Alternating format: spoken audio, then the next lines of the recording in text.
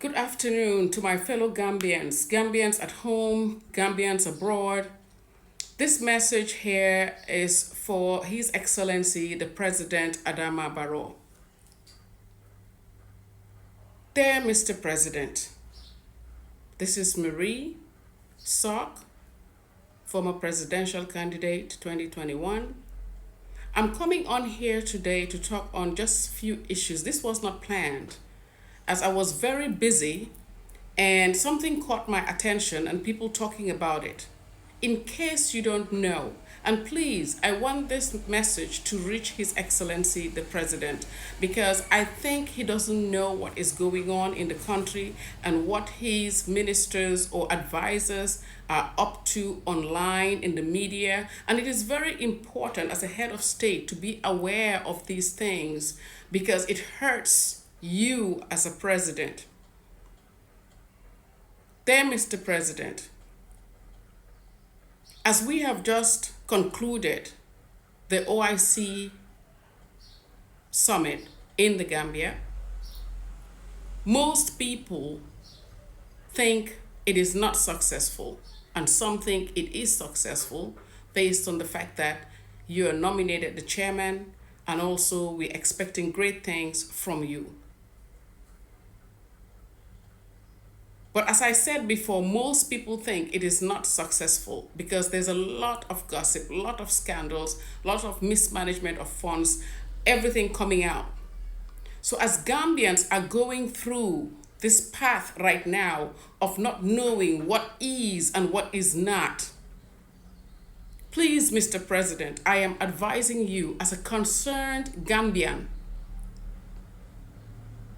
that have moved here from the diaspora to try to be part of the solution for the Gambia. I'm advising you to tame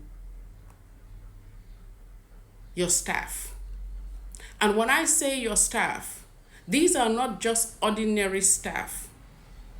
These are your advisors, these are your ministers. These are public figures. These advisors and public figures are being paid from taxpayers' money. I am advising you, Mr. President Adama Barrow, to have a cabinet meeting where you forbid your advisors and your ministers from interacting on social media. Some of them are very petty. It's diminishing the image of a presidential advisor. It is diminishing the image of a minister in this country. This shows one or two things. That is, they're idle. If they have no job to do or nothing to do as an advisor or minister, please, Mr. President,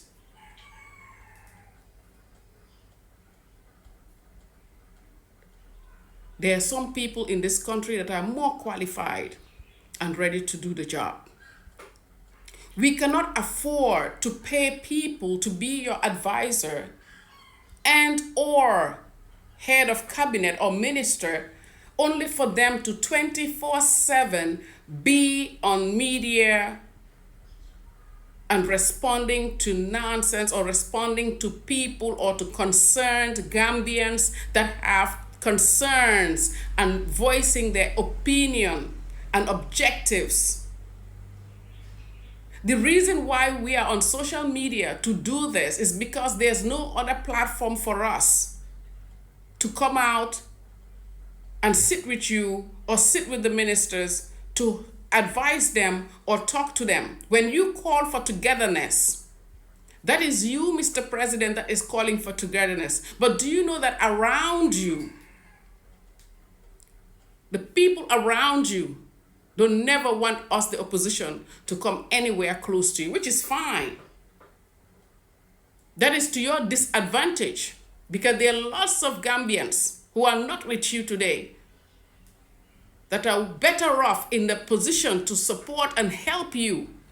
Not support your party, but support the government so that they can do better. So if these people that are voicing their opinion and way forward for Gambia on the internet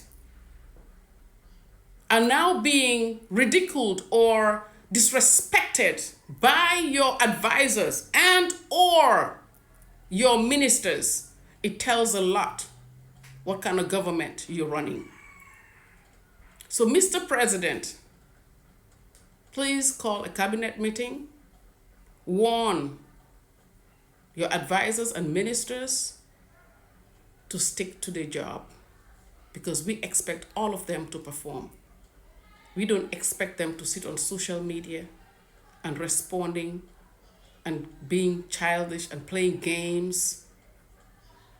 These are respected positions in other countries. All these other countries that have advisors and ministers, you don't see them online back and forth with people. Now, if your advisors are political advisors, then those political advisors should be at the political bureau, at your political bureau, advising your political team on where and what to do, and they can campaign. That we can understand. But we cannot have a presidential advisor or minister of the cabinet wasting taxpayers' money, dollars or dollars in that matter, just idling around, because I see that as being idle. We have just concluded the OIC. We are still debating on where the success is and where the lapse is, or where the money is, or what happened. So we are still trying to figure it out. And we definitely do not need a minister or an advisor to be sitting there and throwing jabs, which, to be honest with you, no one cares. All it's going to create is hatred, anger, aggression. And if you call for peace and all your team, your cabinet ministers and advisors call for peace, then they should be the first to respect it. On that note, Mr. President, I hope this message is taken positively and that you do sit with your ministers and advisors and advise them to be serious so that other nations can take us seriously. Thank you. Once again, this is Marisol.